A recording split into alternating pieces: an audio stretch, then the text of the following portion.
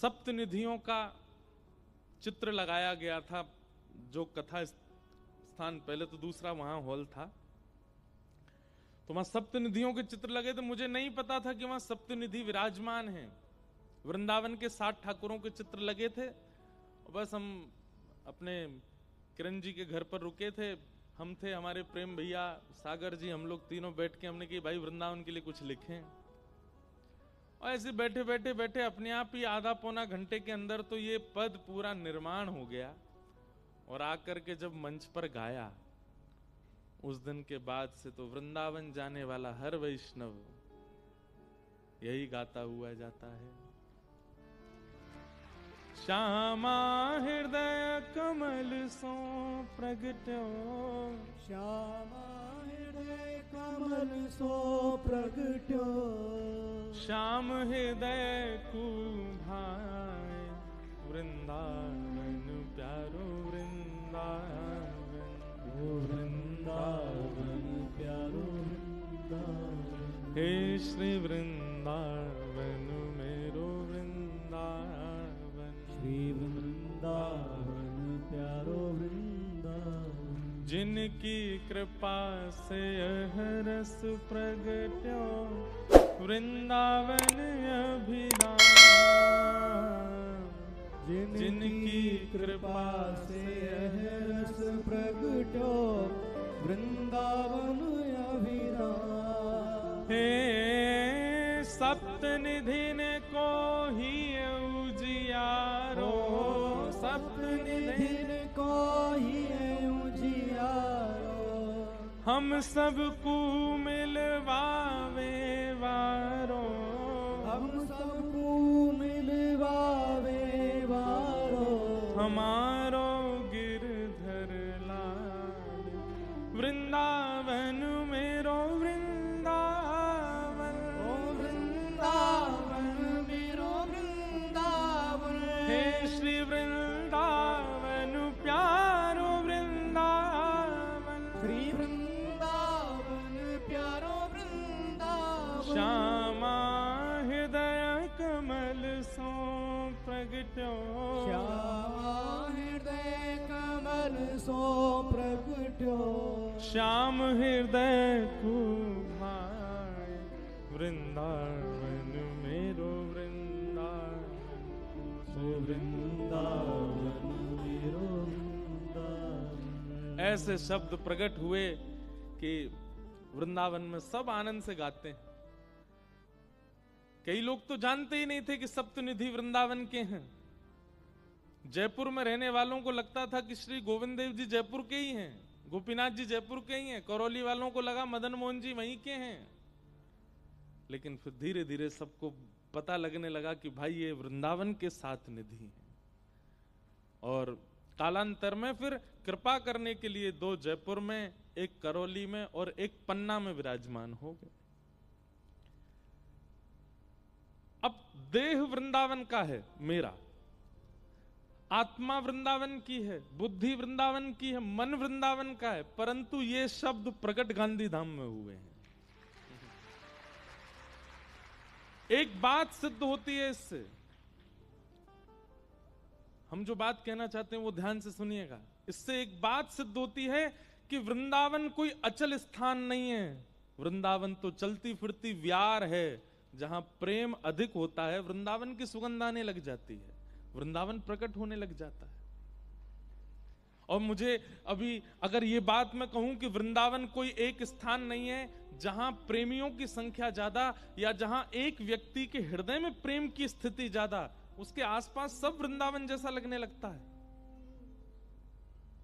ये कोई बड़ी बड़ी बात नहीं है मंच से कहने की, ये वास्तविकता है। ऐसे कितने भक्तों के चरित्र हैं जो वृंदावन से कोसों दूर रहे, लेकिन जहां रहे वहीं वृंदावन को प्रकट कर दिया, क्योंकि वृंदावन कोई अचल स्थान नहीं है। वृंदावन तो सचल व्यार है, मतलब एक वायु की तरह है, जहां अवकाश मिलता है वायु चली जाती है। ठीक वैसे ही जहां प्रेम की स्थिति ज्यादा होती है, वृंदावन वहां आ जाता है।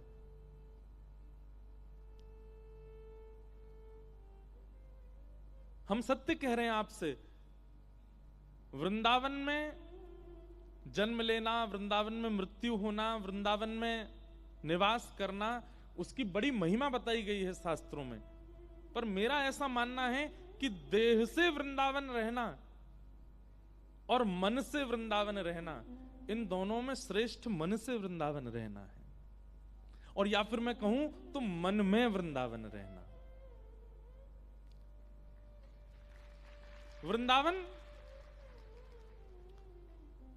वृंदावन अगर इच्छा प्रकट कर देता है तो वृंदावन से 1200 किलोमीटर दूर गांधी धाम में बैठे हुए व्यक्ति के चित्त में भी प्रेम प्रकट हो जाएगा। और वृंदावन की इच्छा ना हो ना तो वृंदावन में बैठे हुए व्यक्ति के चित्त में भी प्रेम प्रकट नहीं होगा। कितने लोग हमारे वृंदावन में, कितने लोग ऐसे हैं, अब सौभाग्यशाली तो वो हैं कि वो वृंदावन में जन्मे, पर दुर्भाग्य है उनका, उनको वृंदावन का एक भाव भी नहीं पता। उनको यह तक नहीं पता कि वृंदावन में बिहारी जी की मंगला आरती होती भी है कि नहीं, राधा रमण जी की कितने बजे होती है, श्री राधा वल्लभ जी की प्रसिद्धि सेवा में किस भाव की है, यमुना जी का स्वरूप क्या है, वृंदावन की आकृति क्या है, रज का महात्म्य क्या है, वृक्षों का स्वरूप क्या है, वृंदावन में रहने वालों को नहीं पता। और वृंदावन से कोसों दूर रह रहे उन वैष्णवों को वृंदावन के सप्त निधियों के बारे में पता है, वृंदावन की पूरी परंपरा के बारे में पता है। वृंदावन के लिए असली ब्रजवासी कौन? जो तन से वृंदावन में रहे वो नहीं, जिसके मन में वृंदावन रहे वो असली ब्रजवासी। मेरे चित्त में वृंदावन गांधीधाम आके प्रकट हुआ, जबकि मेरा जन्म वृंदावन का है। ये इस बात का प्रमाण है कि वृंदावन अचल नहीं है, वृंदावन सचल है, वृंदावन चलता रहता है, वृंदावन भ्रमण स्थिति में रहता है। बस परख रहा है वृंदावन कि कोई ऐसा प्रेमी पुकारे या कोई ऐसा प्रेमी मिले जिसके चित्त में अवकाश हो और वहां वृंदावन विराजमान हो। वृंदावन मतलब, अगर मैं वृंदावन कहता हूं, देखो, श्री राधा यदि कहा तो केवल किशोरी जी, श्री कृष्ण यदि कहा तो केवल श्याम सुंदर, श्री यमुना जी यदि कहा तो केवल यमुना जी, गिरिराज जी कहा तो केवल गोवर्धन पर्वत।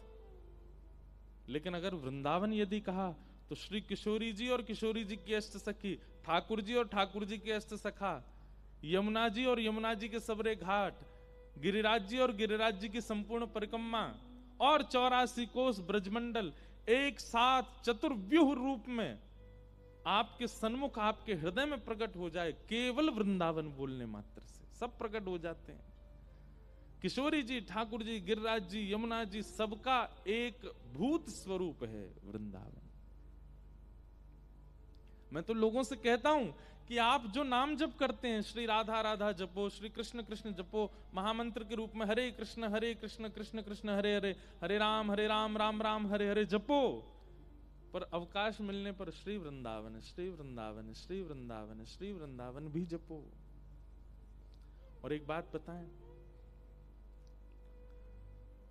हो सकता है कि कई बार एकांतिक नाम जप में आपका भाव विच्छिन्न हो रहा हो।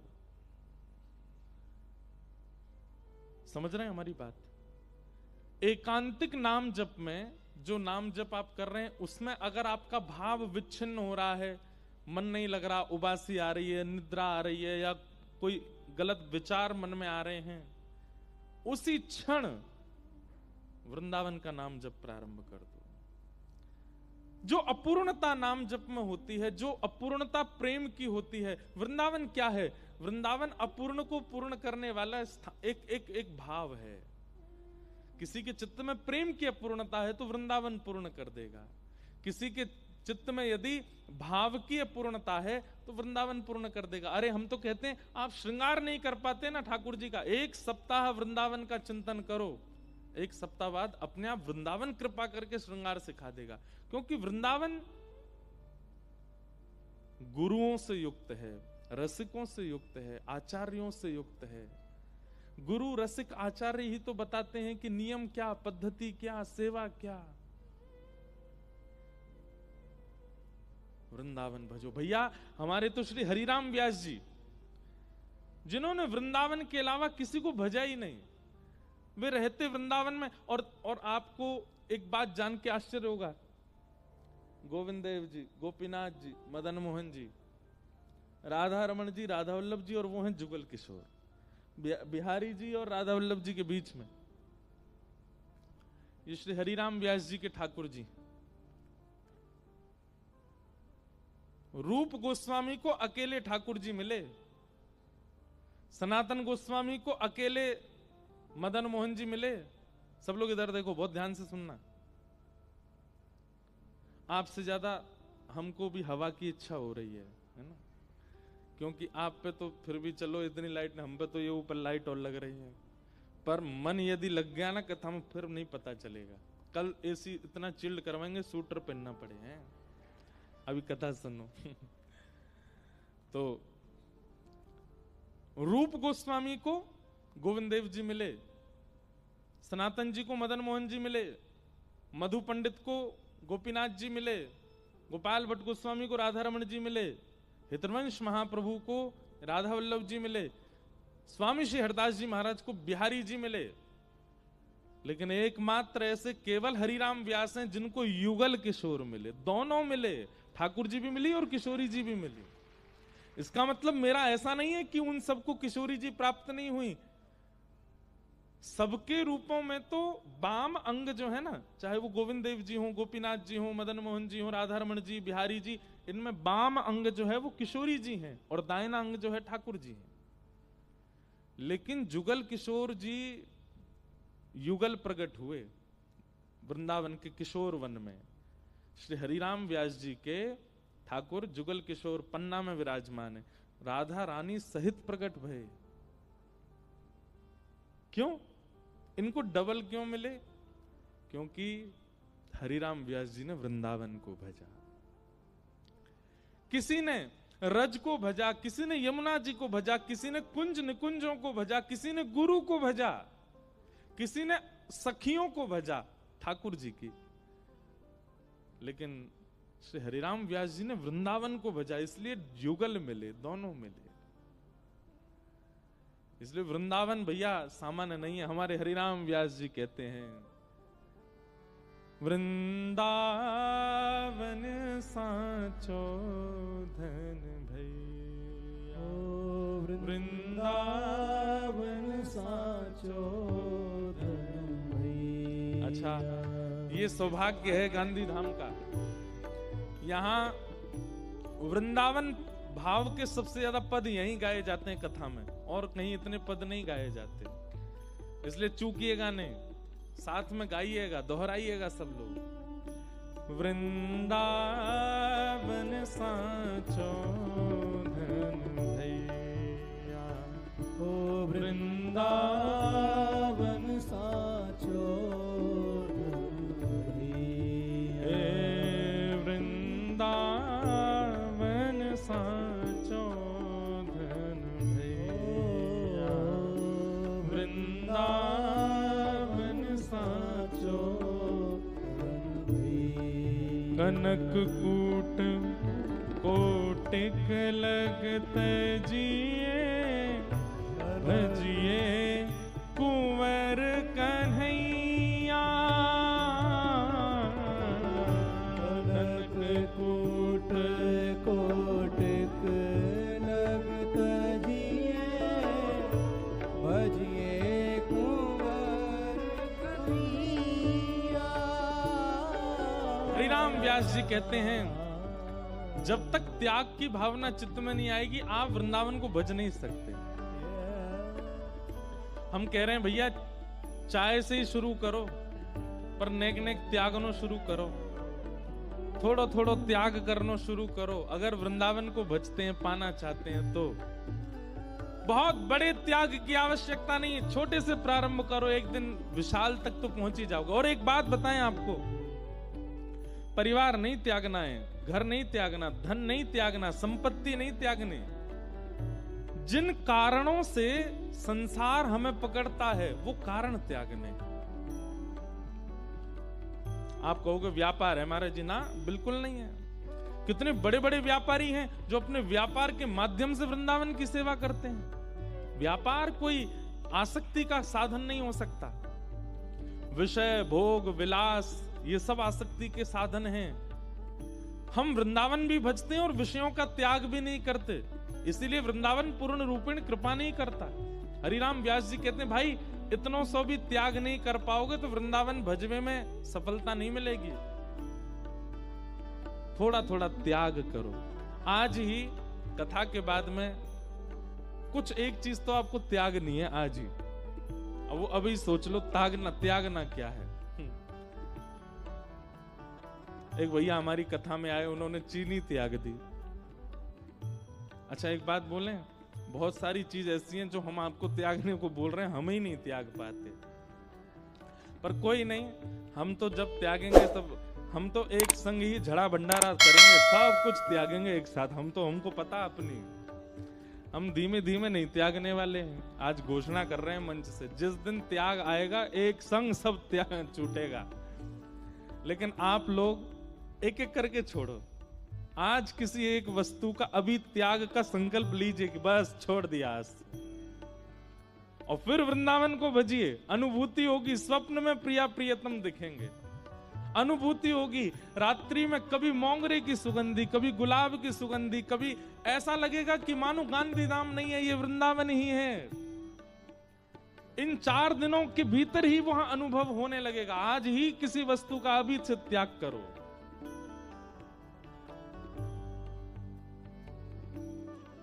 वैसे एक बात कहें, संपत्ति त्यागना बहुत बड़ी बात नहीं, परिवार त्यागना बहुत बड़ी बात नहीं। कोई व्यक्ति इंटरनेट त्याग के दिखाए, सोशल मीडिया त्याग के दिखाए किसी दिन। मेरे मन में आती है कभी कभी कि लाइव होती है कथा, इतने सारे लोग सुनते हैं, सोशल मीडिया के माध्यम से लोगों को बहुत जल्दी पता चलता है, तो कथा में लोग आते हैं। पर कभी कभी बहुत मन होता है कि सब बंद करा दें और भाई अब जहां कथा होगी अपने आप पहुंचो, ना कैमरा लगेगा ना कुछ नहीं, सीधे पहुंचो। जिसको कथा सुननी है कथा पंडाल में आके सुनो। और मैं आज कह रहा हूं, किसी दिन अगर हमारा दिमाग सटक गया तो ये हो भी जाएगा। वृंदावन को या तो त्याग के भजो, या फिर केवल वृंदावन वृंदावन भजने लगे तो वृंदावन कुछ ना कुछ त्याग करवाएगा।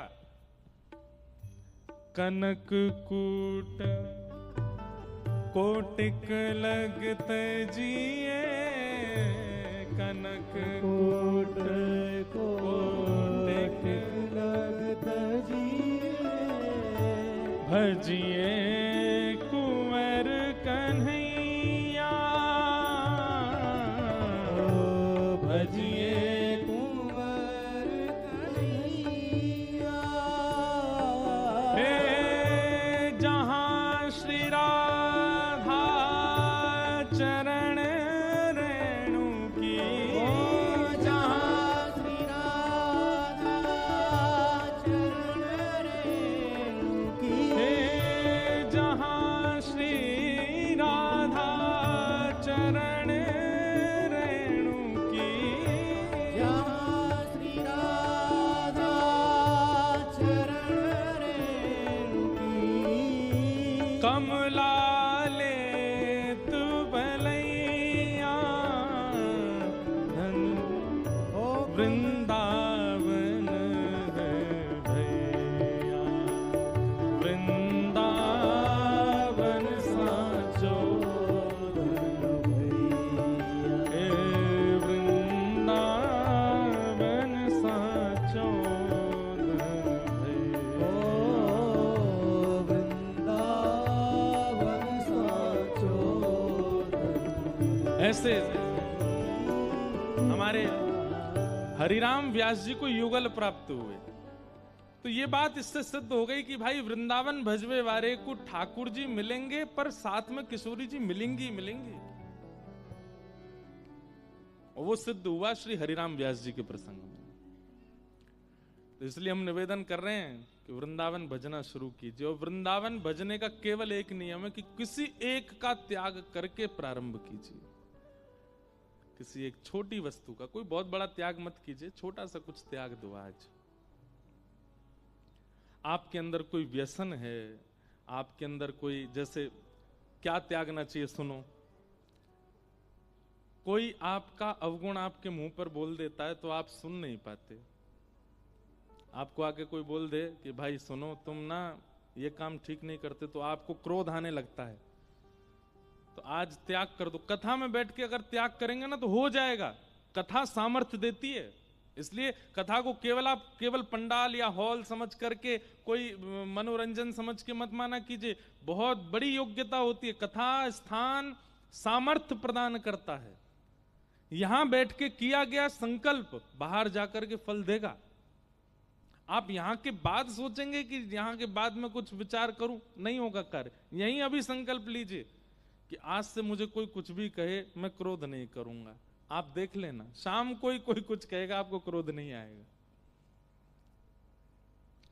इतने विश्वास से मैं कह रहा हूं मंच से, तो थोड़ा तो मानिएगा मेरी बात को।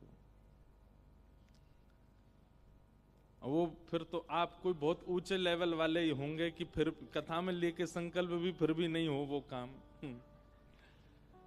चट्ट भी मेरी पट्ट भी मेरी। हमारे ब्रज में कहते हैं चट्ट भी मेरी पट्ट भी मेरी। अगर यहां जो संकल्प लिया गया त्याग हो गया तो चट्ट मेरी, मैंने कहा था कथा में लोगे तो हो जाएगा, और नहीं हो तो भी दोष आपका है। कुछ त्यागिए,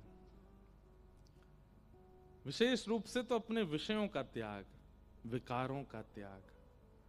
हम सब जानते हैं कि हमारे अंदर गलत क्या है, उसका त्याग, और उसका संकल्प कथा में लीजिए और फिर वृंदावन भजिए। वृंदावन अपना चमत्कार दिखाएगा, वृंदावन अपनी अनुभूति कराएगा। हरिराम व्यास जी कह रहे हैं जिनको युगल प्राप्त हुए। तो वृंदावन क्या है? पूर्णता करता है। किसी भी भाव में जहां पर अपूर्णता का अनुभव है, आप ज्ञान के पक्ष में ले लीजिए। आप यदि अपने गुरु के सामने बैठ करके अध्ययन करते हैं और गुरु के द्वारा बताई गई बातें उतनी देर समझ में तो आती हैं, पर वो लागू नहीं कर पाते जीवन में, वृंदावन को भजना शुरू करो। गुरु आज्ञा पालन में पूर्णता करेगा वृंदावन।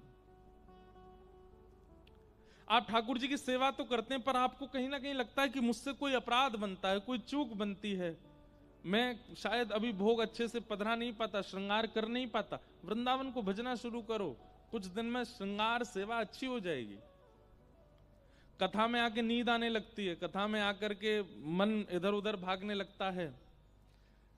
कहीं भी कथा हो, सत्संग हो, बस ये कथा प्रारंभ होते ही निद्रा आ जाती है, ये अपूर्णता है। वृंदावन का नाम जब प्रारंभ कीजिए, जाएगी निद्रा। हम स्पष्ट कहते हैं भगवत संबंधी किसी भी कार्य में अपूर्णता का अनुभव आपको हो रहा है तो वृंदावन को भजिए, क्योंकि श्रीमद् भागवत में केवल वृंदावन के लिए कहा गया, वृंदावनम संप्रविश्य सर्वकाल सुखावहम। ठाकुर जी को सर्व सुख देने की सामर्थ्य यदि किसी में है तो श्री वृंदावन में है। बहुत प्रसन्न होते हैं ठाकुर जी वृंदावन से। कहीं ना कहीं आपके भजन में, आपके साधन में, आपके कथा श्रवण में, आपके नाम जप में जो रुकावट है वो ठाकुर जी की अप्रसन्नता है, ऐसा मानते हैं, या गुरु की अप्रसन्नता है, या किसी वैष्णव का अपराध है। बहुत ध्यान से सुनिएगा। किसी वैष्णव का अपराध लगता है तो भजन साधन में कटौती होती है। ठाकुर जी आपसे किसी बात पर अप्रसन्न होते हैं तो भजन साधन में कटौती होती है, और उनको प्रसन्न करने के लिए उनकी प्रिय वस्तु परोसी जाती है। श्रीमद् भागवत कह रही है वृंदावनम संप्रविश्य सर्वकाल सुखावहम। ठाकुर जी वृंदावन प्रवेश करते ही सब हर परिस्थिति से प्रसन्न होने लगे। इसका मतलब ठाकुर जी को प्रसन्न करना है तो वृंदावन कहो, वृंदावन भजो, वृंदावन रटो। आपके किसी भी भाव में जो अपूर्णता है वो पूर्णता वृंदावन करेगा। ऐसा श्री वृंदावन धाम। नाम, रूप, लीला और धाम, ये चार बातें, इन पर हम चर्चा आज करते हैं। कल की जानकारी सुनो। कथा का समय 4 बजे से है, 7 बजे कथा विश्राम होगी और कल फिर 7 बजे कथा विश्राम करके हम व्यास मंच को प्रणाम करके आप लोगों के पास ही बीच में आके बैठ जाएंगे। और उसके बाद फिर अरे सुन तो लो पूरी बात, बीच में बैठ जाएंगे और आगे नहीं बैठेंगे, पीछे बैठेंगे बस हमारी बगलबंदी खींच मत ले जाना। और फिर यहाँ वृंदावन रसामृत जो पद है उसका पहली बार जो वीडियो होगा हम भी आप लोगों के साथ यहीं देखेंगे। फिर यहाँ उसका दर्शन करेंगे। पूरे सप्तनिधि का जो पद कल लॉन्च होगा वो यहीं होगा पहला, क्योंकि गांधी धाम में लिखा गया तो उसका प्रथम दर्शन भी यहीं होगा। आप सब लोग हम उसके साक्षी बनेंगे प्रथम दर्शन के। 7 ठाकुरों की, 7 आचार्यों की पूरी लीला तो देखो दिखाना असंभव है, इसलिए बहुत थोड़े थोड़े रूप में उनका सबका दर्शन कराया गया है। पूरी लीला के लिए तो भाई कथा सुननी पड़ेगी ना आपको, वो तो बहुत विस्तृत है चरित्र। तो पूरे चरित्र तो नहीं है, पर सूक्ष्म सूक्ष्म चरित्र 7 निधियों के और 7 आचार्यों के उसमें दिखाए गए। उसका हम सब लोग एक साथ दर्शन करेंगे। और दर्शन करने के बाद में फिर यहाँ पर हमारे गुजरात के सुप्रसिद्ध गायक हैं कीर्तिदान गढ़वी जी, उनका दायरो होगा। दायरो बोलते हैं, डायरो बोलते हैं, क्या बोलते हैं? दायरो बोलते हैं कि डायरो बोलते हैं? दायरो। वो दायरो यहाँ फिर होगा। और हमको इतना अच्छा लगता है, वो इतना अच्छा लगता है, शब्द एक भी समझ में नहीं आता मुझे शब्द नहीं समझ आता है, पर जब वो गाते हैं, वो जब मंजीरा बजता है तो ऐसा मन होता है कि कुछ तो अच्छा बज रहा है, इस पर नाच लो तो कल उनका दायरो होगा और फिर उसमें बढ़िया संगीत हम लोग नृत्य करेंगे, सब आनंद करेंगे, वृंदावन प्रकट उत्सव मनाएंगे कल। और भाषा समझने की जिम्मेवारी आपकी, नृत्य करने की जिम्मेवारी हमारी तो आप तो केवल समझना वो क्या गा रहे हैं, बाकी तो फिर उत्सव आनंद करेंगे। फिर 1-1.5 घंटा कल करीब 9, साढ़े 9, 10 तो बज ही जाएंगे, इसलिए सब लोग उसी व्यवस्था से आना कल। और फिर बढ़िया उत्सव मना करके फिर हम 18 तारीख की जो कथा है वो सुबह होगी। समय हम कल बता देंगे कि कितने बजे होगी, वो फिर आप लोग सुबह आना है सब लोगों को। इस प्रकार से वृंदावन रसामृत उत्सव चलेगा। तो वृंदावन गांधी धाम में प्रकट हुआ वृंदावन रसामृत। मैं इस बारे में विचार कर रहा था कि वृंदावन एक जगह नहीं रहता है, वृंदावन विचरण करता है। और इसका एक प्रमाण मुझे मिलता है, हमारे श्री हितहरिवंश महाप्रभु के परम चरण सेवक हुए श्री विठल दास जी। बहुत सावधानी से सुनिएगा। श्री विठल दास जी का चरित्र आता है, महाप्रभु श्री हितवंश चंद जू के परम सेवक हुए।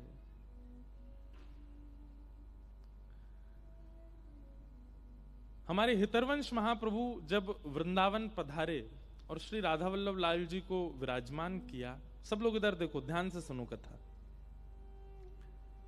तो देवबन करके एक स्थान है उत्तर प्रदेश में ही, उसको आजकल देवबंद बोलते हैं, बंद, पर वो देवबंद नहीं है, देवबन। विधर्मियों ने उसका नाम देवबंद कर दिया है, पर मूल रूप से उसका स्थान का नाम देववन है। तो वहां से महाप्रभु जी वृंदावन पधारे। महाप्रभु जी का चरित्र तो हमने विस्तार से कई बार कहा है, आप लोग YouTube पर सुन लेना। महाप्रभु जी का जन्म तो ब्रजमंडल में ही हुआ, पर आपके माता पिता देववन में रहते थे, वृंदावन से करीब 100-150 किलोमीटर के लगभग है। तो आप जब किशोरी जी की आज्ञा से वहां से वृंदावन आए और आत्मदेव नाम के एक ब्राह्मण के यहाँ से श्री राधा वल्लभ लाल जी को लेकर के जब वृंदावन में विराजमान किया, वृंदावन में सेवा विस्तृत होने लगी राधा वल्लभ जी की। तो आपके एक परम वैष्णव भक्त थे श्री विठल दास जी। अब आप लोग विचार कीजिएगा, गुरु निष्ठा कैसी, वृंदावन कैसों को प्राप्त होता है, हम 4 दिन यही सुनेंगे। कैसी स्थिति, कैसी परिस्थिति, कैसे व्यवहार, कैसे स्वभाव वाले लोगों को वृंदावन प्राप्त होता है, ध्यान से सुनिएगा। देववन में रहते थे श्री विठल दास जी, लेकिन महाप्रभु जी के रूप के दर्शन की ऐसी उत्कंठा और ऐसी व्याकुलता उनके चित्त में हुई कि सब परिवार सब कुछ समेट करके वृंदावन आ गए। संपत्ति वही है, व्यापार आदि जो भी आप क्रिया करते थे, आमदनी का जो भी आपका प्रारूप था, वो सब देववन में ही था। लेकिन महाप्रभु जी श्री हितरवंश चंद जी के दर्शन की इतनी व्याकुलता चित्त में हुई कि रह ही नहीं पा रहे हैं, अपने पूरे परिवार सहित वृंदावन आ गए, सब कुछ लेकर के। जब आप श्री वृंदावन आए तो महाप्रभु जी ने पूछा कि भाई दर्शन को आए हो, कुछ दिन रह के चले जाओगे? बोले नहीं, हमेशा के लिए आ गए हैं। जहां हमारे श्री राधा वल्लभ लाल, जहां हमारे महाप्रभु जी, वहीं हम नहीं रह पा रहे आपसे दूर। मैंने कहा ना, त्याग बिन वृंदावन प्राप्त नहीं होता। लिखते जाइएगा, पहला नोट है, वृंदावन प्राप्ति में त्याग बहुत जरूरी है। भले ही छोटे से शुरू हो, लेकिन त्याग तो होगा। और अपने हरिराम व्यास जी तो कहते हैं, कनक कूट कोटिक लग तजिए, भजिए कुंवर करिया। बड़े बड़े मेरू पर्वत के समान धन का जब त्याग करोगे, तब भजन कर पाओगे ठाकुर जी का। त्याग बिन भजन नहीं है, इसलिए त्याग पर इतना जोर दिया जा रहा है, क्योंकि त्याग बिन प्रेम गली अति सांकरी, तामे दो ना समाये। प्रेम गली बहुत छोटी है, उसमें दो नहीं रह सकते, एक ही रहेंगे। या तो सब रह लें या केवल ठाकुर जी रह लें। और ठाकुर जी को बसाना चाहो, हमारे लाला को स्वभाव है, वो त्रिभंग लली क्यों है, वो पाम टेढ़े करके, कमर टेढ़ी करके, हाथ टेढ़े करके काहे को खड़े हैं? ये इतने टेढ़े मेढ़े है कि हमारे खड़े हैं कि हमको पहले ही बता रहे हैं, वो इतनी जगह रखियो कि मैं भीतर आ सकूं। मैं सीधो ना हूं, मैं टेढ़ो मेढ़ो हूं। मोए भीतर आवे के काजे बहुत जगह चाहिए। सीधी वस्तु वो तो गाड़ी सीधी होती है, गली में प्रवेश कर जाती है। लेकिन सबसे मूल तत्व घी को किसी पात्र से निकालना है तो उंगली टेढ़ी ही करनी पड़ती है। ठीक वैसे ही हम सबके चित्त में जो प्रेम रस तत्व है, उसके लिए ठाकुर जी टेढ़े ही हैं। और फिर यूं कहमें कि भैया मैं तेरे भीतर जाऊंगा और कहीं मां बहुत ज्यादा भीड़ भई तो मेरे तो हाथ में लग जाएगी, मेरी कमर में लग जाएगी, मेरे पामन में लग जाएगी। पहले सबरी भीड़ निकाल ले, खूब जगह कर ले चित्त में, तब आऊंगा मैं। ये त्याग का रूप है। तो श्री विठल दास जी सब छोड़ करके आ गए वृंदावन, और परिवार सहित महाप्रभु जी के चरणों में बैठ गए। बोले अब आप सेवा दीजिए, बस दिन की शुरुआत आपके दर्शन से और रात्रि शयन से पूर्व आपका दर्शन, ये मेरी इच्छा है। इसके बिना नहीं रह पा रहे हैं। तो वृंदावन भजने के लिए सबसे पहले त्याग, और दूसरा गुरु के प्रति दर्शन की निष्ठा। गुरु कह लीजिए या वैष्णव कह लीजिए, उसके दर्शन की अनन्य निष्ठा।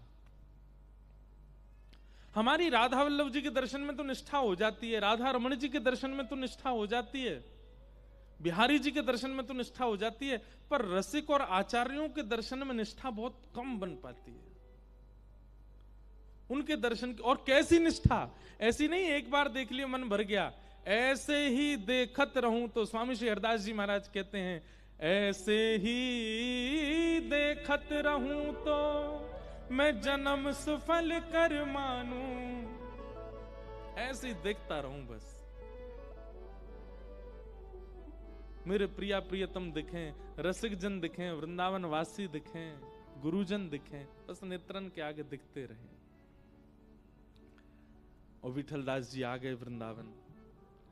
आप खूब विद्वान थे, खूब ज्ञानवान थे, खूब योग्य थे, सब प्रकार संपूर्ण सब कुछ था आपके पास में, लेकिन फिर भी ऐसी लगन लग गई अपने गुरुदेव के प्रति, सब छोड़ के आ गए। सेवा में रहते थे।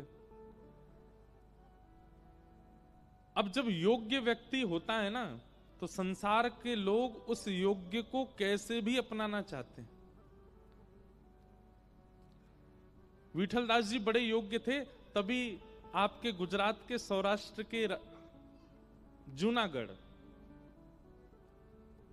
जूनागढ़ के राजा के मन में आया कि हमारे प्रधानमंत्री की पदवी को नियुक्त करने के लिए इस भारत राष्ट्र में यदि कोई व्यक्ति है तो वो एकमात्र विठलदास है।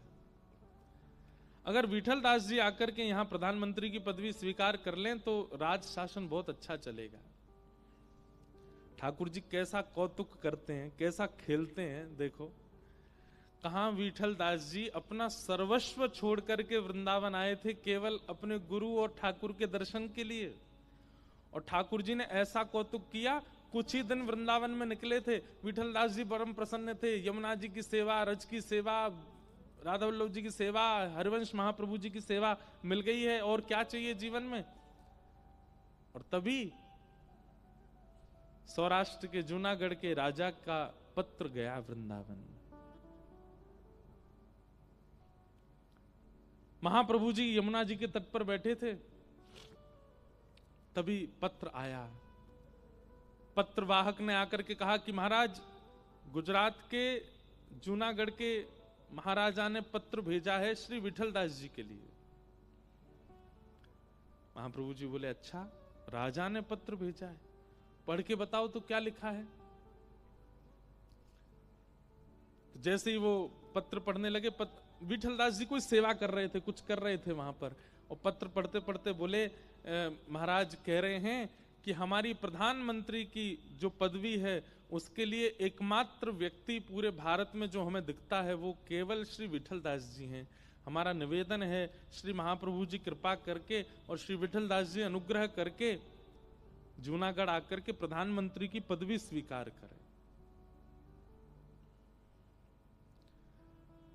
ये बात सुनकर के आज की डेट की अगर बात होती तो घर में उत्सव मन रहा होता, पर श्री विठलदास जी को जैसे ये बात पता चली, विठलदास जी उसी क्षण नेत्र बंद करके राधा वल्लभ जी को ध्यान करके बोले, हे श्री राधा वल्लभ लाल, मैंने अपने जीवन में कोई पुण्य किया हो, मैंने अपने जीवन में कोई सुकृत किया हो, मैंने अपने जीवन में इस जन्म में नहीं भी किया हो, पूर्व जन्म में भी कुछ अगर मैंने कुछ तो अच्छा किया होगा, उस अच्छे का फल केवल ये दे देना कि गुरुदेव भगवान कहीं मुझे जूनागढ़ जाने की आज्ञा ना दे दें, ये मना कर दें, मुझे ये पदवी नहीं चाहिए।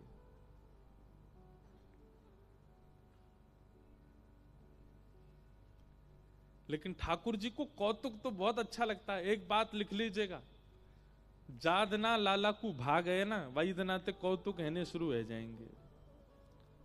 बिना कौतुक के लाला रहवे कोई नहीं, कछु ना कछु कर तो ही रहेगो। और आपके संग कछु नहीं है रहे हो, है सब कछु बढ़िया चल रहे हो, तो यो समझो अभी ठाकुर जी ने आप चुने नहीं हो। जैसे आप किसी को चुनते हो, जैसे कोई बालक होता है ना, छोटा, बहुत प्यारा लग जाता है, तो बड़े लोग किसी को भा जाता है तो क्या चलते फिरते जहां मिल जाएगा उसके कभी गाल खींच लेंगे, कभी हाथ पकड़ लेंगे, कभी उसको ऐसे गुदगुदी कर देंगे, या जिससे वो रोए ऐसा कुछ कर देते हैं, जोर की आवाज कर देंगे, उसको डरा देंगे। जिससे बहुत प्रेम होता है ना, उसको बार बार छेड़ा जाता है। घर के लोग कहते हैं, तू क्या पूरे दिन इसके पीछे पड़ा रहता है, खूब चिल्लाते, फिर भी वो नहीं मानता। जब भी वो बालक मिलता है वो उसको छेड़ ही देता है। ठीक वैसे ही ठाकुर जी हैं, ऐसा प्रेम है ठाकुर जी का, जिससे इनको अनंत प्रेम हो जाता है ना, उसको ऐसे ही छेड़ते रहते हैं। राह चलते कछु नहीं तो गाल मरोड़ देंगे, कछु नहीं तो ऐसी ठोकर लगाएंगे, मुंह के बल गिरोगे, सबरे दांत टूट जाएंगे। तुम्हारो कछु काम बहुत बढ़िया बनना होगा, कौतुबा में कछु ऐसो विघ्न डालेंगे कि बने ही नहीं पावेगो। ये ठाकुर जी का कौतुक होता है।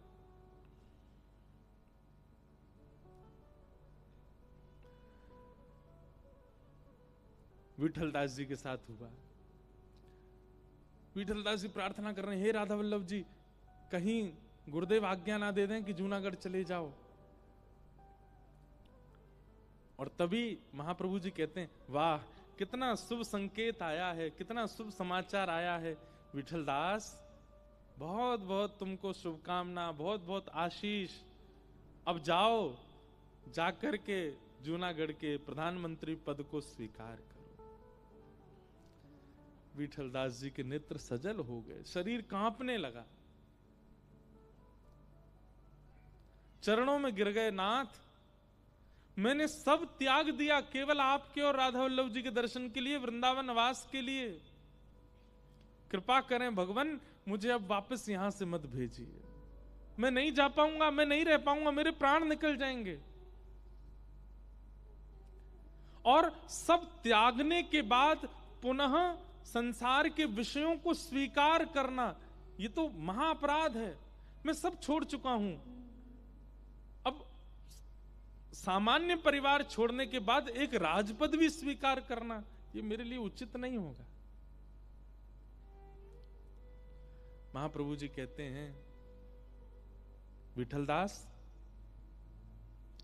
जब जीवन में संकट आता है तो गुरुजन क्या कहते हैं, बहुत ध्यान से सुनना, कितना अच्छा उपदेश महाप्रभु जी कह रहे हैं। जीवन में संकट आता है तो गुरुदेव क्या कहते हैं, जीवन में कोई विपत्ति आती है तो आप कुंडली दिखवाओ या गुरुजनों के पास जाओ, महाराजों के पास, वो क्या कहते हैं, बोले भैया देखो प्रारब्ध है, कुछ दिन का संकट है, सबके जीवन में आता है, इसको भोग लो।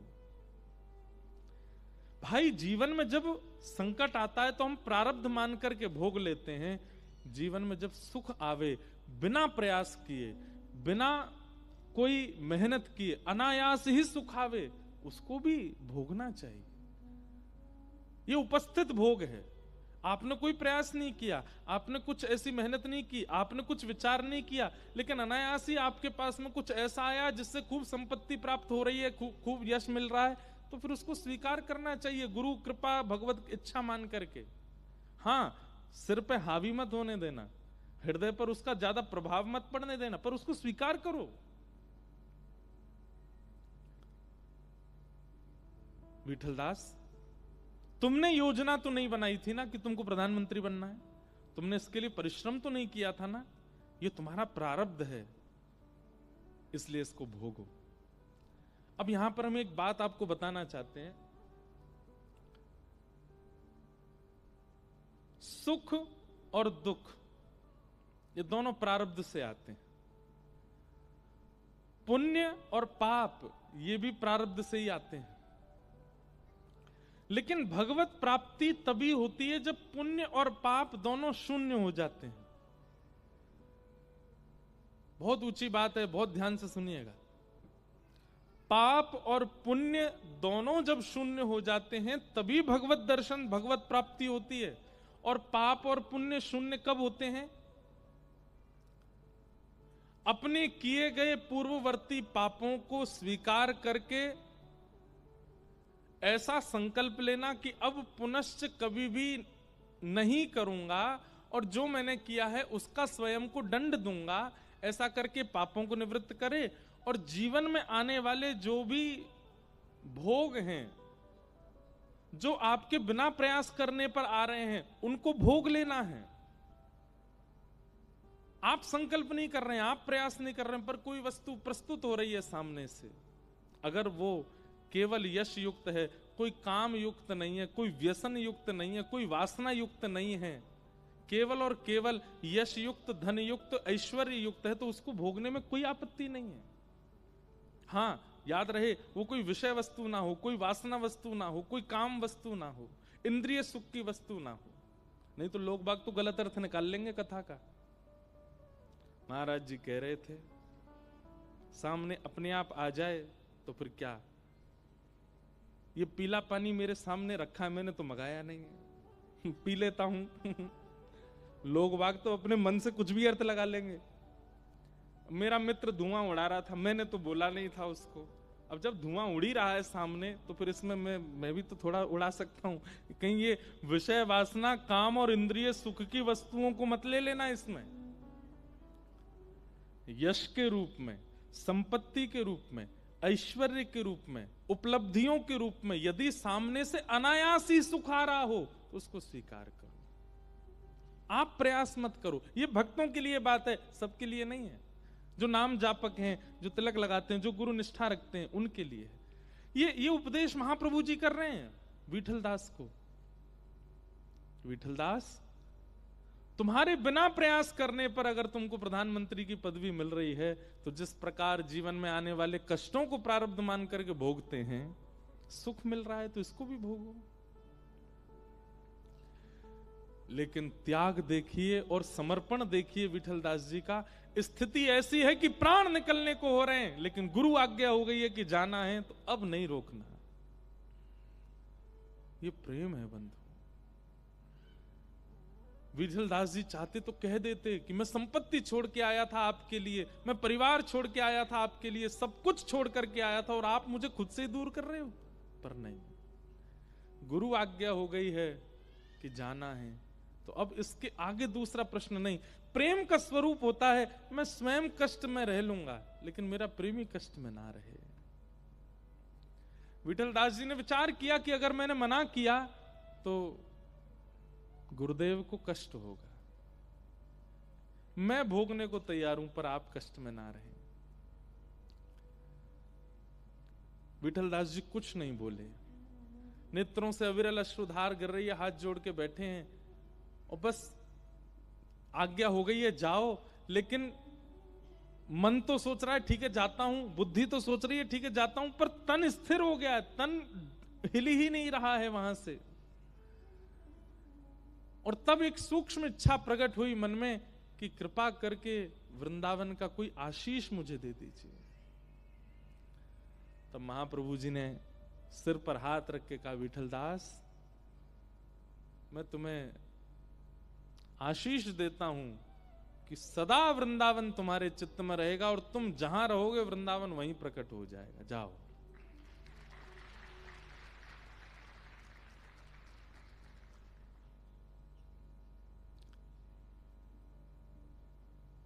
ठीक ऐसी ही लीला स्वामी श्री हरदास जी के चरित्र में भी आती है। और वो तो बड़ी विचित्र लीला है कि अकबर के मन में आ गया कि मैं सब छोड़ करके निधिवन में ही रहूं स्वामी जी के पास, अकबर के मन में। तब स्वामी जी ने मन में विचार किया कि भैया जे अगर यहां आ गए हो तो यहाँ के पीछे इतनी भीड़ आ जाएगी हमारा भजन छूट जाएगा। स्वामी जी ने आज्ञा कर दी, भैया उसको सेवा दे दी, तू वहीं रहे और तू वृंदावन की सेवा करते रहे, हमारा चित्र बनवा ले जा आदि आदि।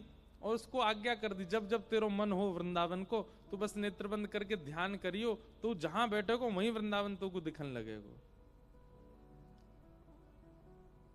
इसका मतलब ये बात प्रमाणित करता है कि वृंदावन अचल नहीं है, वृंदावन सचल है। वृंदावन चलता फिरता है, बस उसको प्रकट करने वाला कोई स्थिति वाला चाहिए। श्री विठलदास जी निकल गए।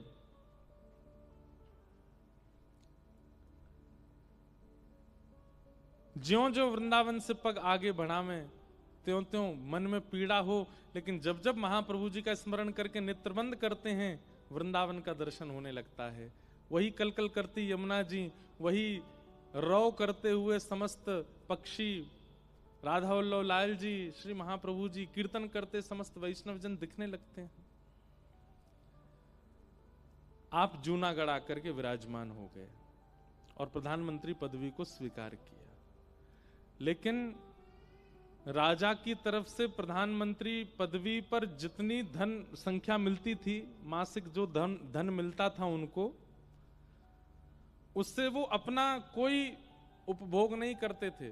जितना धन उनको प्रधानमंत्री पदवी पर मिलने पर मिलता था, उस धन से वो क्या करते थे, अश्व खरीदते थे, घोड़े खरीदते थे। और इतने सारे घोड़े कर लिए, उनका नियम क्या रख लिया कि प्रत्येक दिन श्री राधा वल्लभ लाल जी वृंदावन में, जूनागढ़ से वृंदावन कितना दूर है, श्री राधा वल्लभ लाल जी वृंदावन में, और वृंदावन में श्री राधा वल्लभ जी का जो राजभोग होगा, राजभोग को जब महाप्रभु जी पालेंगे, महाप्रभु जी के पाने के बाद जो महाप्रभु जी का तिनका प्रसाद होगा, उस तिनका प्रसाद को घोड़ों पर बैठ करके वृंदावन से जूनागढ़ लाएंगे, उसको पा करके मैं अपना प्रसाद पाना प्रारंभ करूंगा। नित्य राधा वल्लभ जी का राजभोग और महाप्रभु जी का तिनका प्रसाद पा करके आप निर्वहन करते थे। पूरा धन कहां लगाते थे, वृंदावन से लेकर जूनागढ़ तक जितने सिपाही बीच में लगे थे, एक घोड़े से दूसरे घोड़े तक दौड़ के जाते थे, प्रसादी देने के लिए। जैसे किलोमीटर बंटे थे, 4 किलोमीटर एक घोड़ा जाएगा, फिर वहां कोई मिलेगा सिपाही, उसको देंगे, वो 4 किलोमीटर दौड़ेगा, फिर वो आगे 4 किलो, ऐसे वृंदावन से नित्य महाप्रसाद आता था। कहां? जूनागढ़। और आप अपना पूरा धन, राजकोष का धन नहीं, जो प्रधानमंत्री को प्राप्त होता वो पूरा धन उसी में लगा देते थे। ऐसा समर्पण। अब सोचो, हमें वृंदावन मिलेगा, हम में वृंदावन बसेगा? हमने किया क्या है वृंदावन के लिए जो वृंदावन हमें प्राप्त हो? केवल रज माथे पर लगा लेते हैं, राधा मुख से उच्चारण कर लेते हैं, एकादशी व्रत कर लेते हैं, कंठी माला पहन लेते हैं, ब्रह्मचर्य का पालन कर लेते हैं, आसन पर बैठ करके थोड़ा ध्यान कर लेते हैं, कथा सत्संग सुन लेते हैं, इसमें ही हमको लगने लगता है वृंदावन हम पे कृपा क्यों नहीं कर रहा है? क्या ये बहुत है वृंदावन प्राप्ति के लिए? जिनको वृंदावन मिला है उनका देखिए तो सही स्थिति, उन्होंने क्या किया है वृंदावन के लिए, तब जाकर के वृंदावन प्राप्त हुआ। विठलदास जी का चरित्र में एक कथा आती है कि ये द्वारिका गए दर्शन करने के लिए। तो जैसे द्वारिका गए राजा के साथ, तो राजा ने दर्शन किए, सब लोगों ने दर्शन किए, लेकिन विठलदास जी दर्शन करने नहीं गए द्वारिकाधीश जी के। तो राजा ने कहा, ए विठलदास, सब लोग दर्शन करके आए, तुमने दर्शन क्यों नहीं किए? तो विठलदास जी कहते हैं, हम बिना किशोरी जी वाले ठाकुर जी को नहीं देखते। किशोरी जी बगल में बैठेंगी तब हम ठाकुर जी को दर्शन करेंगे। हमारे ब्रज में एक पद गाया जाता है, ये हम द्वारिकाधीश जी को चिढ़ा करके गाते हैं ये वाला पद। हमारो मुरली वारो श्याम, हमारो मुरली वारो श्याम, हमारो मुरली वारो श्याम, हमारो गाइए। हमारो मुरली वारो श्याम, हमारो मुरली वारो श्याम। हो बिन मुरली वन माल चंद्रिका, बिन मुरली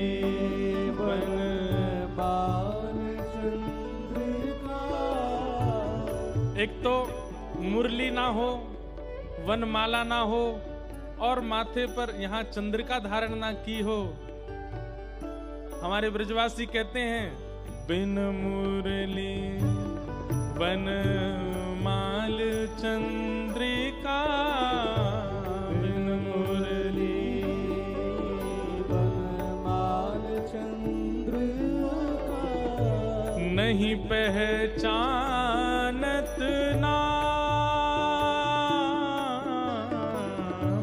नहीं पहचानत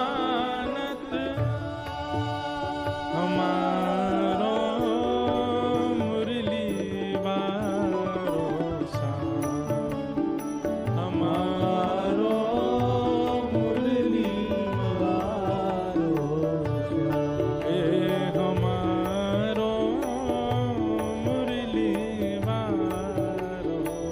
श्याम।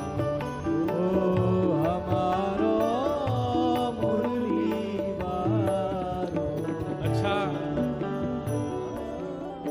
हमें ऐसा लगता है द्वारिकाधीश जी को छेड़ने में ब्रजवासी कोई कसर तो छोड़ते नहीं, पर ये द्वारिका में जो ये 2 बार आरती में मुरली धारण कराई जाती है ना, वो शायद ये विठलदास जी की घटना के बाद से शुरू हुई होगी।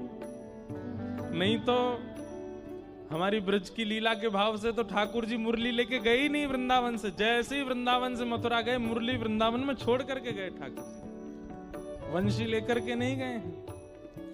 वो तो ब्रजवासियों ने आकर के ये पद गा दिया होगा द्वारिका में आज से 100, 200, 500 साल पहले, भैया बिन मुरली बनमाल चंद्र का नहीं पहचानत नाम।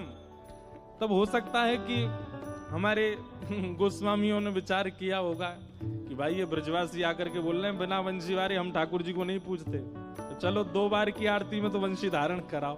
तो तब से द्वारिका में सुबह श्रृंगार आरती में और रात्रि संध्या आरती में श्री ठाकुर जी वंशी धारण करते हैं। और राजा मुकुट पहनता है, राजा किरीट पहनता है, पर द्वारिकाधीश को आप देखो वो पाग भी पहनते हैं, चंद्रिका भी पहनते हैं। इसका मतलब क्या है? ये सब ब्रजवासियों ने आकर के शुरू करवाया है। नहीं तो दशहरा पर दर्शन करो आप, दशहरा पर द्वारिकाधीश क्या बढ़िया मुकुट पहनते हैं। रामनवमी पर दर्शन करो, विशेष उन पे ठाकुर जी पूरा पूरा मुकुट धारण करते हैं, किरीट धारण करते हैं। परंतु ये पाग पहनना, मोरपिच्छ धारण करना और इधर चंद्रिका धारण करने का मतलब पता है क्या है? ये जो जितने श्रृंगारों में यहाँ चंद्रिका है, चंद्रिका इस भाव से है कि ये आधा अंग किशोरी जी का, किशोरी जी की चंद्रिका है। द्वारिकाधीश जी चंद्रिका धारण करते हैं। ये निश्चित ही ब्रजवासियों ने ये पद गाया होगा, इसीलिए द्वारिका में शुरू हो गया है। बिन बनमाल मुरली चंद्रिका, बिन मुरली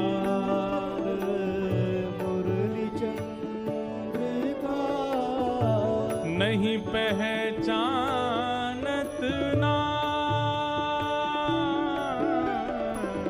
नहीं पहचानत ना, हमारो मुरली वारो श्याम, हमारो मुरली वारो श्याम, हे हमारो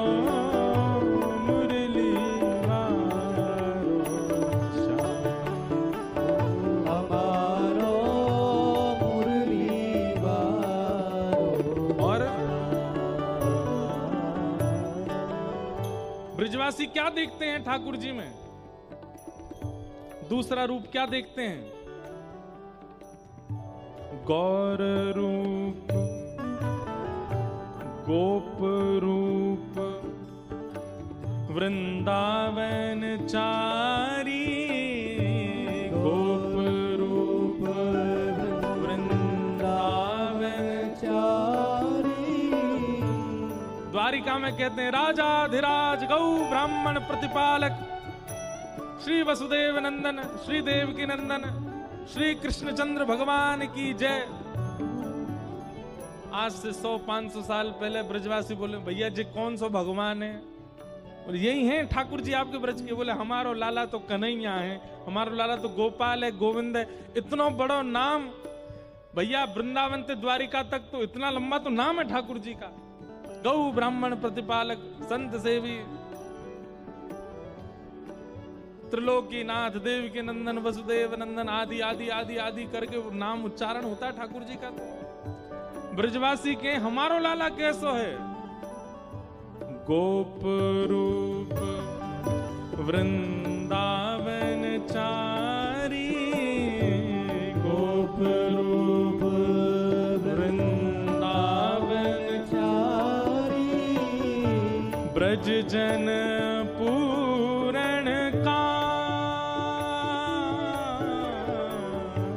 ब्रज जन पूरण का, याही सो हित चित में बाढ़ो, याही सो हित चित में बाढ़ो, हे याही सो हित चित में बाढ़ो, याही सो हित चित में बाढ़ो। दिन दिन पल छिनया हमारो मुरली वारो श्याम,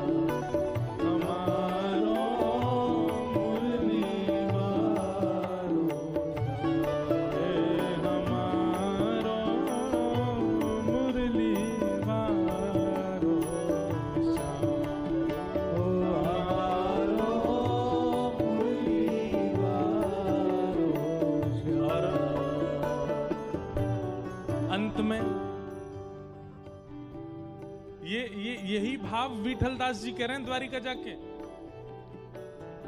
क्या कह रहे हैं? बोले हमारे ठाकुर जी तो 2-4 जगह ही रहते हैं। कौन कौन सी जगह रहते हैं आपके ठाकुर जी? नंदीश्वर, नंदीश्वर मतलब नंदगांव, नंदीश्वर, गोवर्धन गोकुल, नंदीश्वर, गोवर्धन गोकुल, बरसानो विश्राम, बरसानो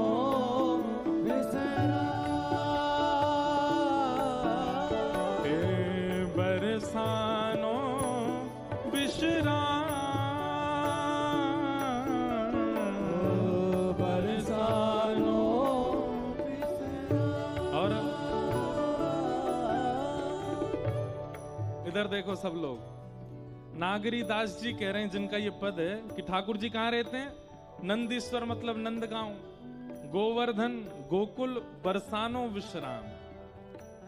और भैया ये सब आपके गांधी धाम में भी हैं। यहाँ पे नंदगाम भी है, यहाँ पे बरसानो भी है, हमारे महाराज जी को स्थान है वो तो गोवर्धन है, गोकुल भी है, गोकुल भी है यहाँ पे, हाँ गोकुल भी है। ले ठाकुर जी यही मारे वृंदावन सामर्थ प्रकट हुआ गांधी धाम में। आज सुबह हमारे किरण जी का तो गांव भी नंदगांव है, आपका भी नंदगांव गांव है, प्रेम जी का। बताओ सब तो है यहाँ पे, इसीलिए वृंदावन की इतनी यहाँ पे बातें होती हैं, तभी इतने भाव प्रकट होते हैं।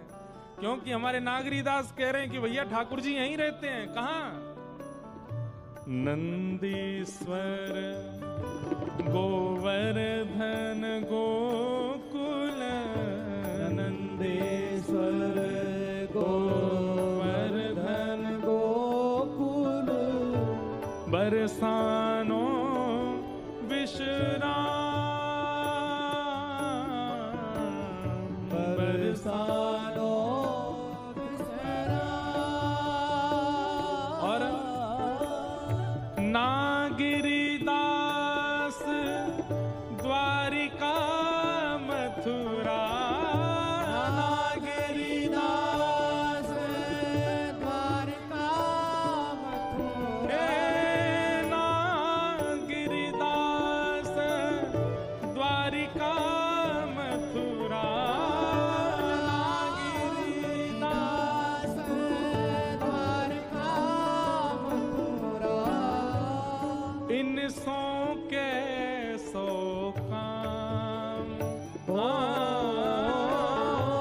इन सो के सो काम, क्योंकि हमारो मुरली वारो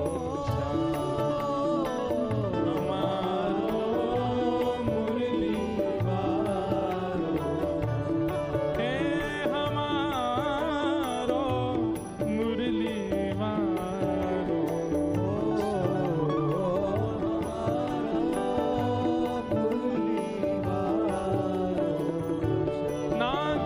नागिरीदास द्वारिका मथुरा,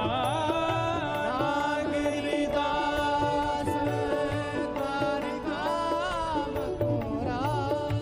इन सो के सो काम हो, इन सो के सो काम, हे हमारो मुरली वारो, हमारो मुरली वारो, हे हमारो मुरली वारो, ओ हमारो मुरली वारो,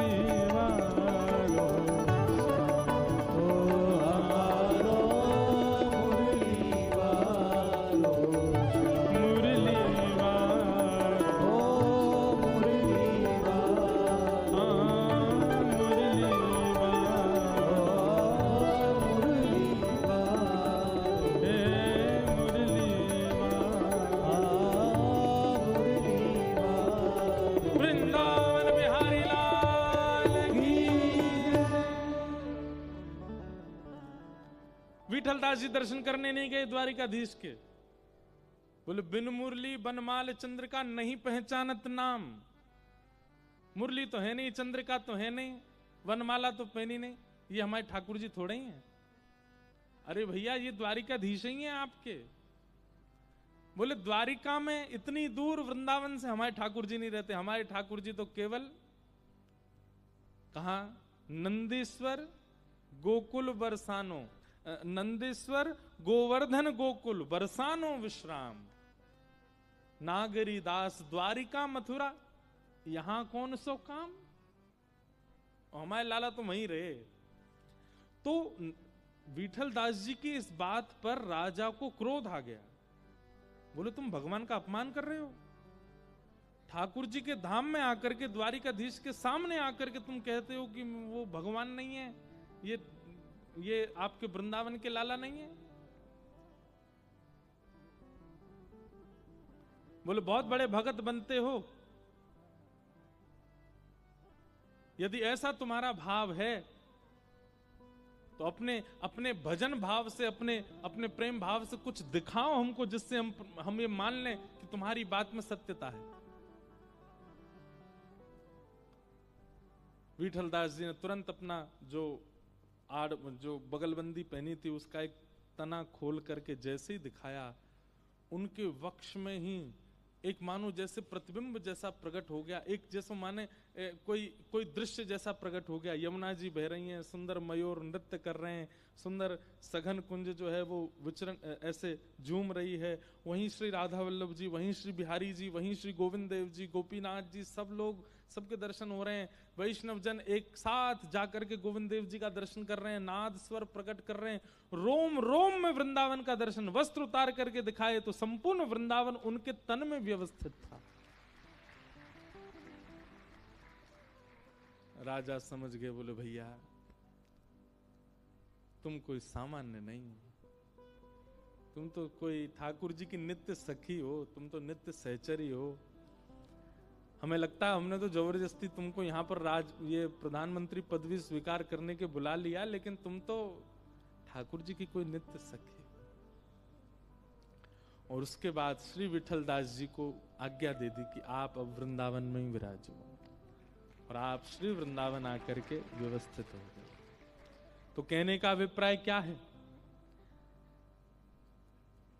वृंदावन सचल है, वृंदावन अचल नहीं है। जहां कोई प्रेम युक्त होकर के वृंदावन को बस भज ले, पुकार ले, वृंदावन वहां प्रकट हो जाता है। और वृंदावन को प्रकट करने के लिए सबसे पहले लिखते जाइएगा, सबसे पहला त्याग। कोई सूक्ष्म वस्तु का एक छोटा सा त्याग आवश्यक है। दूसरा गुरु निष्ठा, वैष्णव निष्ठा और रसिकों में निष्ठा। रसिक जनन की सेवा पाऊं, रसिक जनन की सेवा पाऊं, प्यारे राधा रमण के दर्शन पाऊं, प्यारे राधा रमण के दर्शन पाऊं। कृपा अभिलाषी जी, राधिका रानी जी, कृपा अभिलाषी जी, राधिका रानी जी। हो सुन लो अरज हमारी, हमारी रहूं ब्रज रज को पासे, रहूं ब्रज रज को पासे। रसिक जनों की सेवा और गुरु जनों की आज्ञा। देखो सबसे बड़ी गुरु सेवा क्या है बताओ? गुरु जी को लिफाफा देना, ये बहुत बड़ी सेवा है। गुरु जी के आश्रम की मरम्मत करवा देना, ये बहुत बड़ी सेवा है। गुरु जी को भोजन प्रसाद पवा देना, गुरु जी के वस्त्र बनवा देना, गुरु जी को ये सब सेवा नहीं है गुरु जी की। गुरु की सबसे बड़ी सेवा केवल एक है, गुरु की आज्ञा का पालन। बस जो गुरु आज्ञा कर देते हैं उस पर दूसरा विचार ना करके उस आज्ञा का पालन सबसे बड़ी सेवा है गुरु की। अगर गुरुजी के मुख से एक बार निकल जाए कि अभी वृंदावन मत आओ, तो जब तक दोबारा नहीं कहते कि आ जाओ तब तक जाना ही नहीं है। गुरु सेवा का सबसे बड़ा स्वरूप यदि कुछ है तो गुरु आज्ञा का पालन, गुरु आज्ञा का पालन। तो सबसे पहला त्याग और दूसरा गुरु आज्ञा का पालन, गुरु सेवा का पालन, गुरु निष्ठा का पालन। मन में भाव आता है, लोग बाग पूछते हैं क्या गुरु आवश्यक है जीवन में? हाँ, आवश्यक तो है। कई चरित्र हमने पढ़े हैं जहां ठाकुर जी आज्ञा करते हैं कि भाई तुम उन गुरु की सेवा में जाओ। एक गोविंद देव जी के एक परम भक्त हुए सखा, उनका नाम था राम प्रसाद जी। क्या नाम था? राम प्रसाद जी। बाद में उनका नाम पड़ गया था जयराम बाबा। बाद में वो बाबा बन गए थे, गौड़िया वैष्णव संप्रदाय के महात्मा थे। तो राम प्रसाद जी जो थे, ये राम जी की कृपा से इनका जन्म हुआ था, इसलिए इनका नाम राम प्रसाद पड़ा। अब देखो, लोग बाग कई बार ऐसे ऐसे भाव कह देते हैं कि महाराज जी हम तो, हमारे गुरुदेव जो हैं वो राम जी के उपासक हैं, हमारे गुरुदेव नारायण के उपासक हैं, हम ठाकुर जी की वंदना कैसे करें? इस बात को चित्त से निकाल दीजिए कि आपकी उपासना पद्धति से आपकी प्रेम लक्षणा भक्ति की पद्धति मिटेगी नहीं।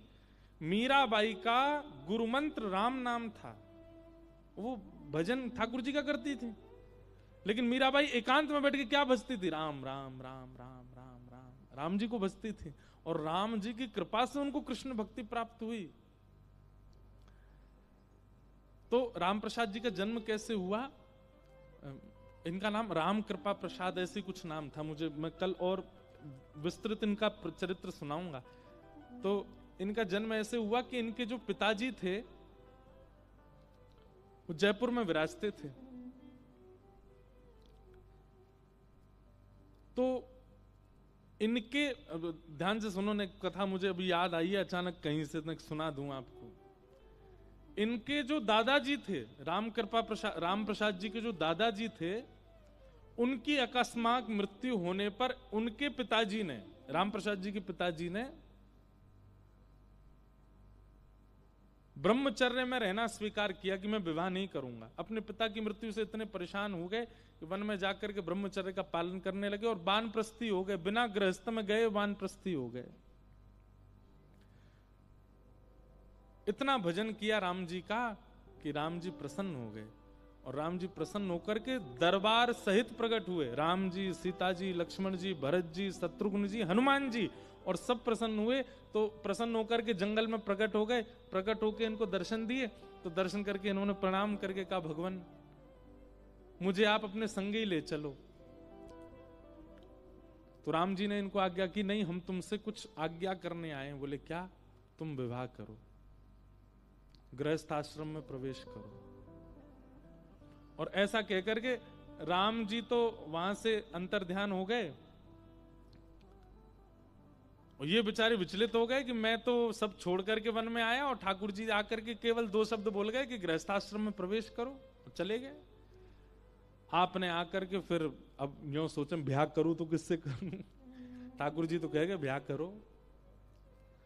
अब जो भी इनके घर आता, उससे विद्वान तो थे, इनसे आकर के जो भी ब्राह्मण मिलते, बुजुर्ग थोड़े से, धीमे से पूछते आपकी बेटी है? तो सामने बोलते हाँ है। तो ब्याह हो गया उसका? तो कह देते हाँ हो गया। तो ये बेचारे नीचे नजर करके बैठे रहते, हाँ हूं करते रहते। लेकिन कोई कहता आपकी बेटी है? हाँ है। ब्याह हो गया? नहीं हुआ।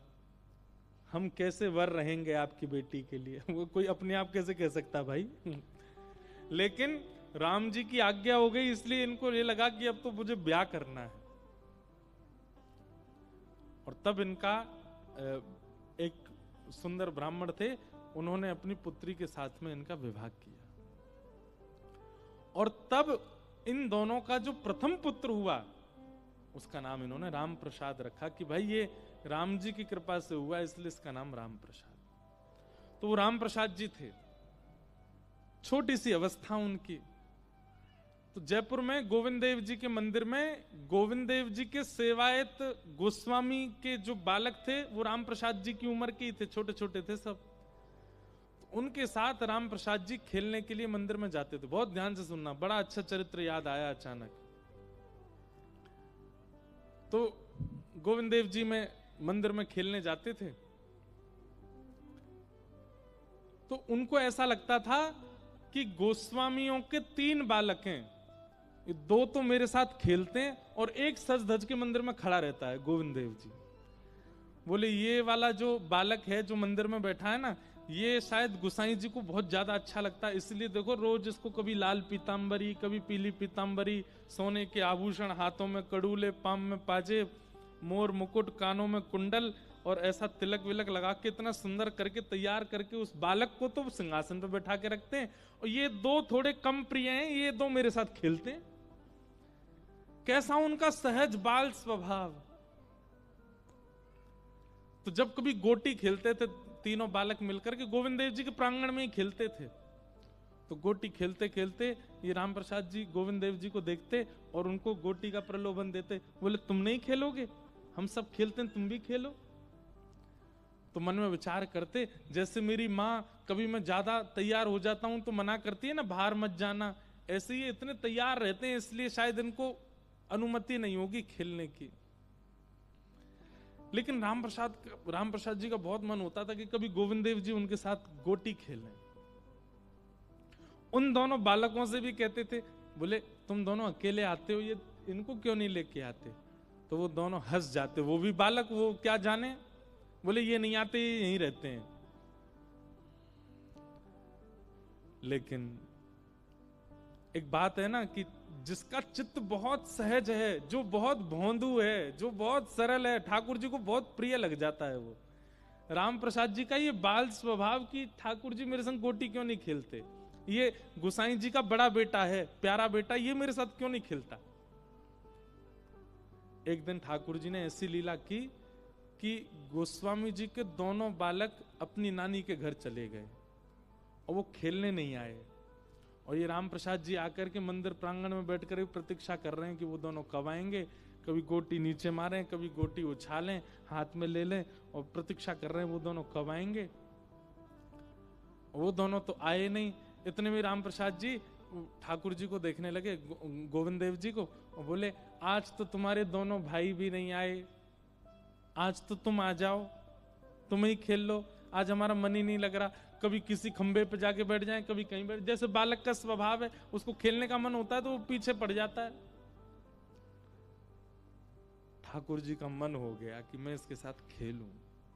और तभी ठाकुर जी ने देखा कि एक द्वारपाल बैठा है और एक गुसाई जी अंदर डोल रहे हैं।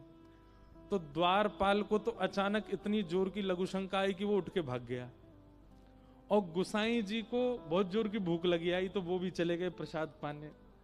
दोनों जैसे ही गए, इतने में ही गोविंद देव जी अचल से सचल हो गए और दोनों हाथ सीधे करके फेंटा बांध करके अपनी सोने की गोटियां उठा करके और फेंटा में लेकर के और हाथ में लकुट लेकर के आ गए प्रांगण में। और प्रांगण में आकर के बोले चल अब खेल मेरे साथ। और राम प्रसाद बालक के साथ में गोविंद देव जी गोटी खेलने लगे। वो बालक खेल में तो उसके कमरुचि, ठाकुर जी जैसे चले, ठाकुर जी जैसे बैठे, ठाकुर जी जैसे मुस्कुरावे, ठाकुर जी जैसे जो नैन मटका में, वो तो उन्हीं पे ही मोहित होता जा रहा था, इतने सुंदर लग रहे थे ठाकुर जी। नैनाभिराम बंक मुस्कान, नैनाभिराम बंक मुस्कान, बाह मरूड़ लजावत कान, ये देखो श्याम, ये देखो श्याम, यही तो है मेरे जीवन का। ये देखो श्याम, ये देखो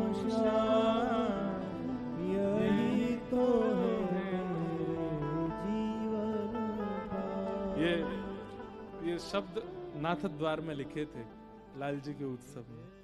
कैसे हैं ठाकुर जी? बोले नैनाभिराम। अभिराम नेत्र मतलब एक होता है विराम और एक होता है अभिराम। जिनके नेत्र देख करके आप रुकेंगे नहीं, आपकी सर्वांगीण इंद्रियां विश्राम पालेंगी, अभिराम हो जाएंगी। ऐसे नेत्र जिनके हैं, नैनाभिराम। और बंक मुस्कान। बंक मुस्कान मतलब पूरे नहीं मुस्कुराते हैं ठाकुर जी, नेक हल्के से मुस्कुरा में एक जगह थे। और बोह मरोड़, अपनी ब्रगुटी अपनी बोह जब मरोड़ते हैं ठाकुर जी, बोह मरोड़ लजावत काम। भैया एक बात कहें, इन तीनों लोकों में सबसे सुंदर है कामदेव, लेकिन वो कामदेव भी केवल ठाकुर जी की बोह हिलने पर पागल हो जाता है। इतने सुंदर हमारे ठाकुर जी। बोह मरोड़ लजावत काम, ये देखो श्याम, ये देखो श्याम, यही तो है मेरे जीवन प्राण। ये देखो श्याम, ये देखो श्याम, यही तो है मेरे जीवन प्राण। राम प्रसाद बालक तो देख करके मंत्रमुग्ध हो गया ठाकुर जी। खेलना वेलना भूल गया।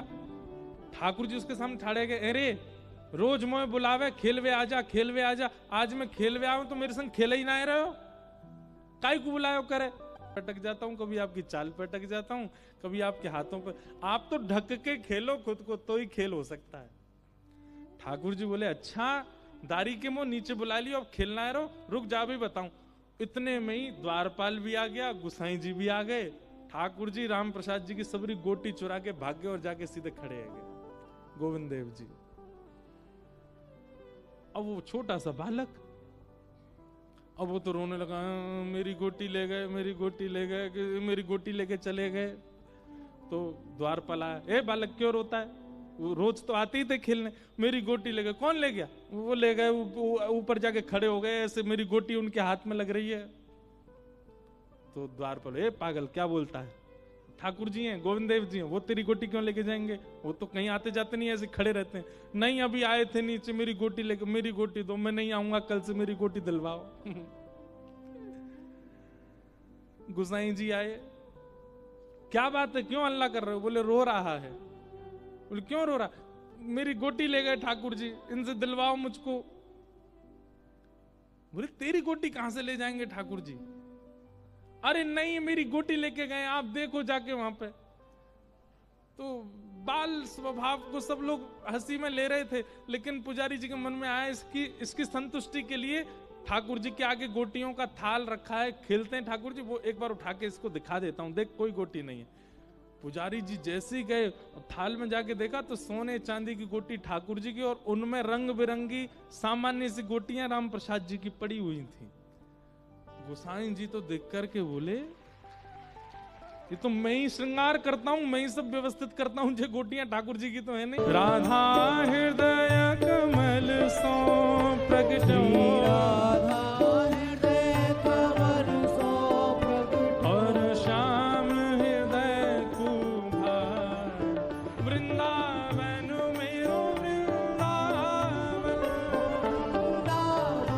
मेरो वृंदावन, हे श्री वृंदावन प्यारो वृंदावन, श्री वृंदावन प्यारो वृंदावन, सब सुख सागर रूप जागर रहे वृंदावन धाम,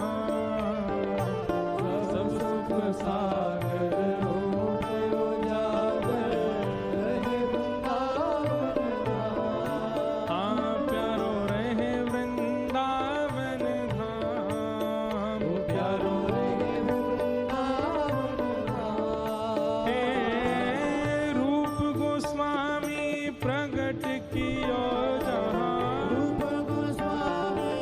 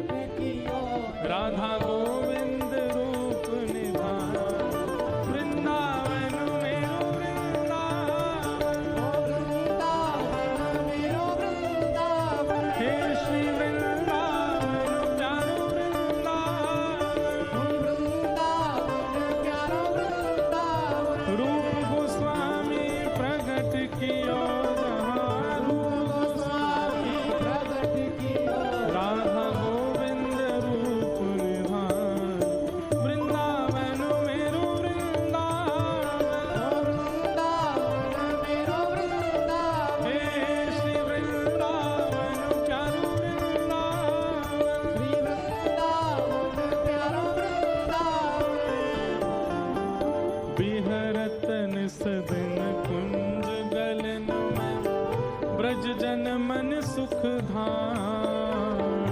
हेरत निश दिन कुंज गलिन में ब्रज जन मन सुख धाम। हाँ प्यारो ब्रज जन मन सुख धाम। प्यारो ब्रज जन मन सुख धाम।